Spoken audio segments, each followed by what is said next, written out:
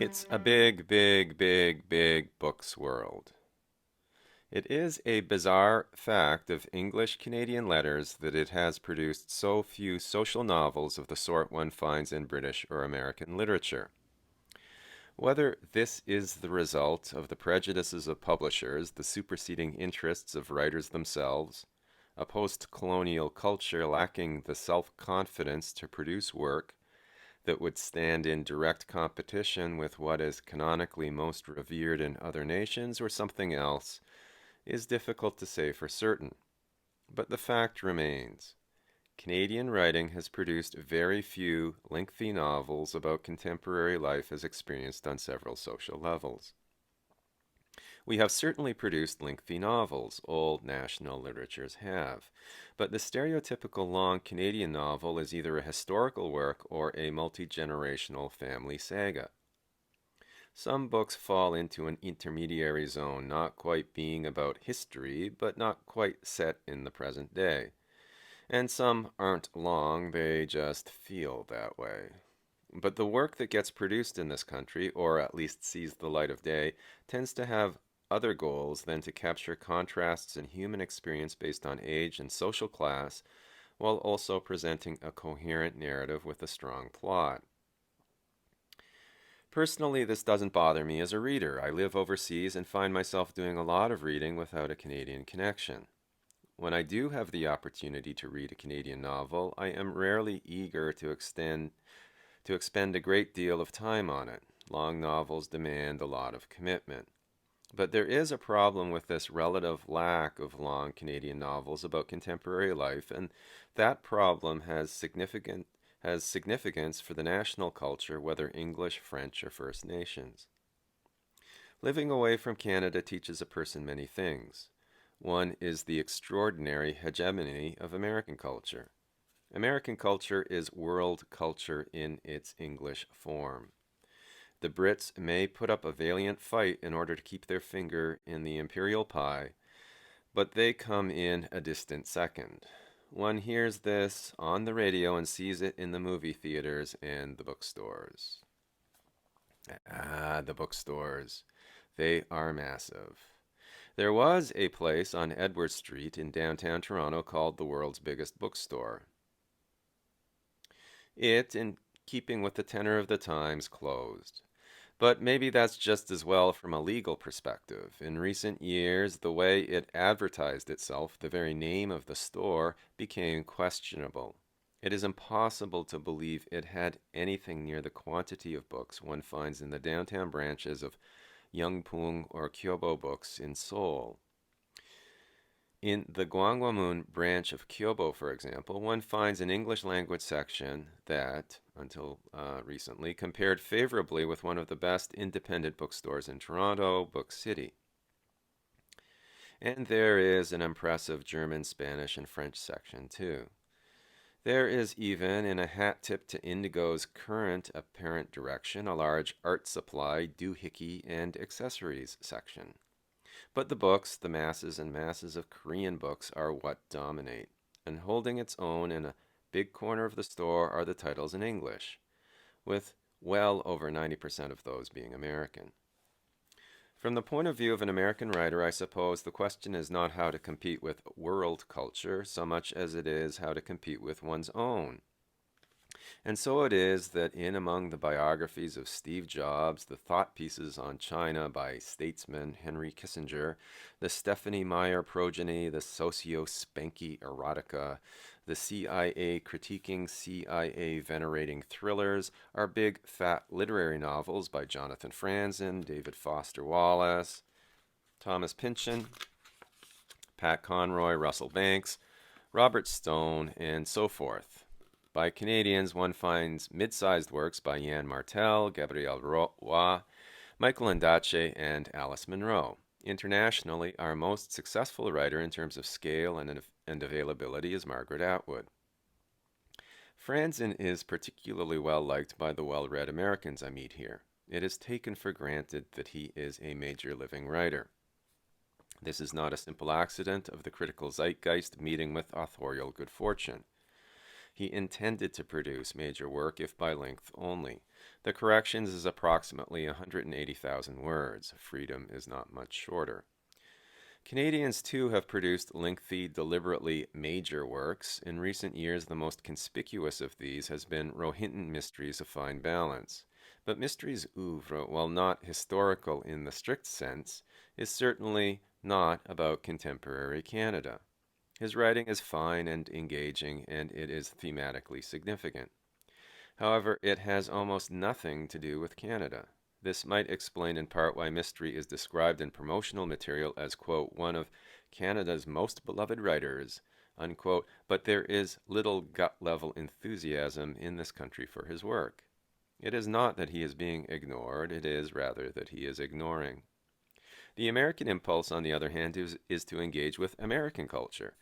Franzen is interested in the now. A well-read American friend recently commented to me that he first came across Franzen in an article in Harper's, later published in his collection How to Be Alone under the title Why Bother?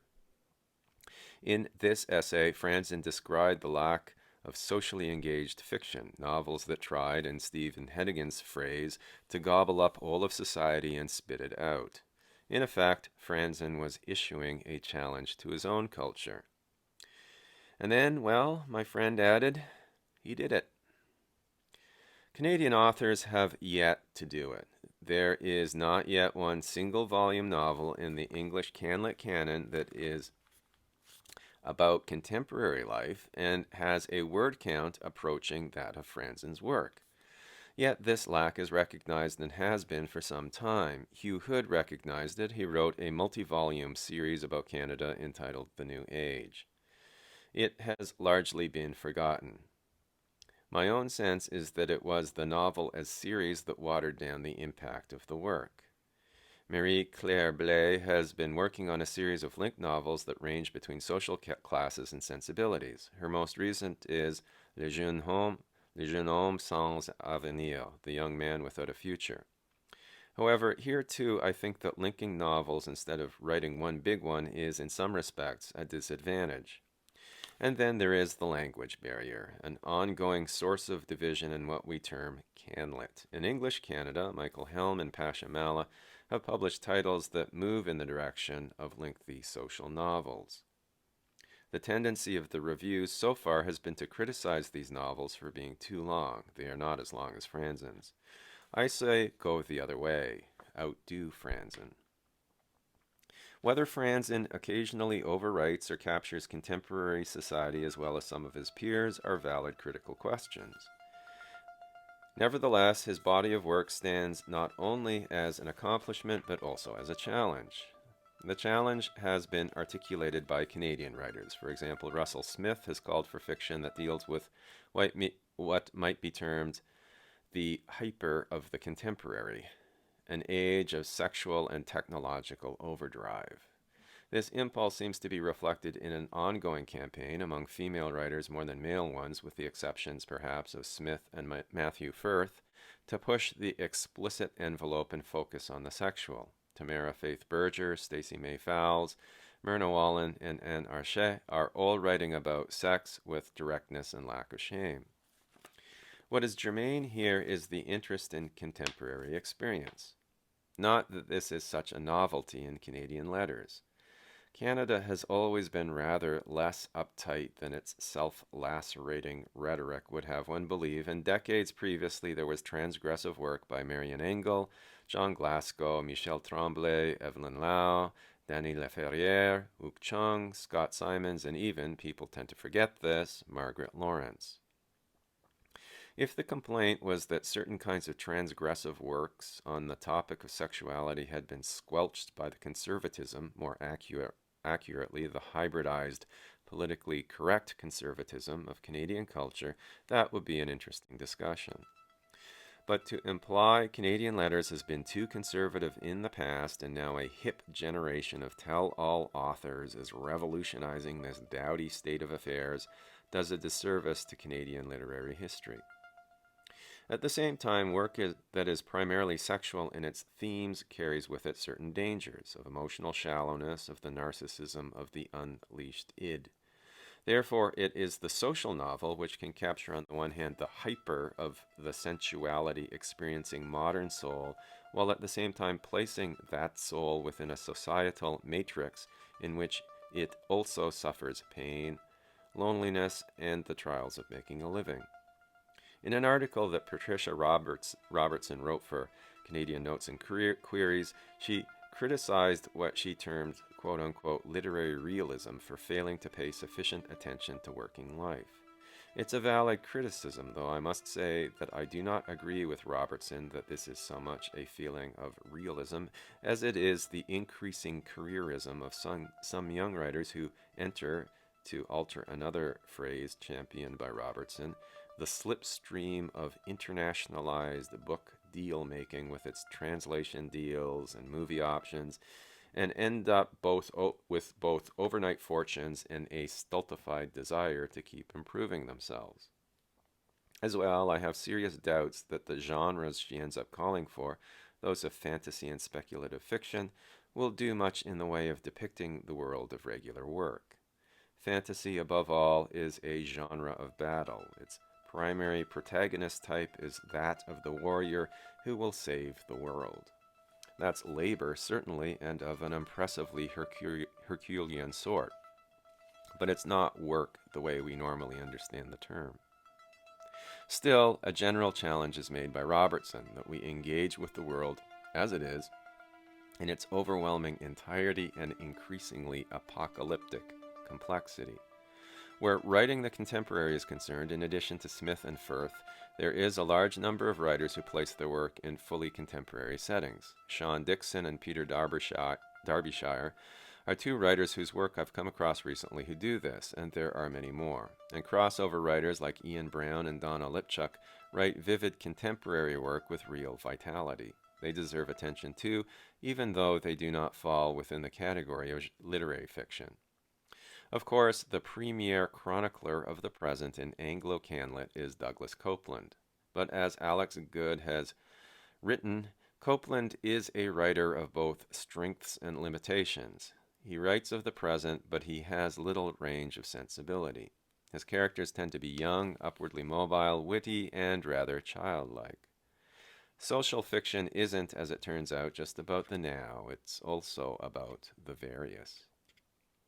The above is not a call for social novels only. If Canadian writers end up producing more successful genre work, and this has been the case since Guy Gavriel Kay and Robert Sawyer at least, more power to them. And if this country produces work that is sex-focused and maintains emotional authenticity and resists the received ideas of sex as ultimate pleasure, then more power to this too. Finally, one type of novel that I happen to be particularly fond of, the graphic novel, is one that Canada is already at the forefront of. Some of the best comics art of the past 30 years has been produced in English and French in this country. All the same, the lack of contemporary one-volume social novels about contemporary life is a conspicuous one. It remains to be seen if that hole can be filled by a publishing business that has borrowed some of the worst practices of our neighbors to the south, while simultaneously insisting it maintains its ideals and favors work based on its literary value, not just its and its hip authors' marketability. Not many writers will want to make the effort of producing a truly ambitious manuscript if they have the feeling it will just be rejected in a close-minded, knee-jerk fashion by the publishing professionals who act as filters of what gets into print. So maybe this then should be the goal. Canada needs more work that will stand out internationally. If that work sometimes is genre work, well, that's to the good.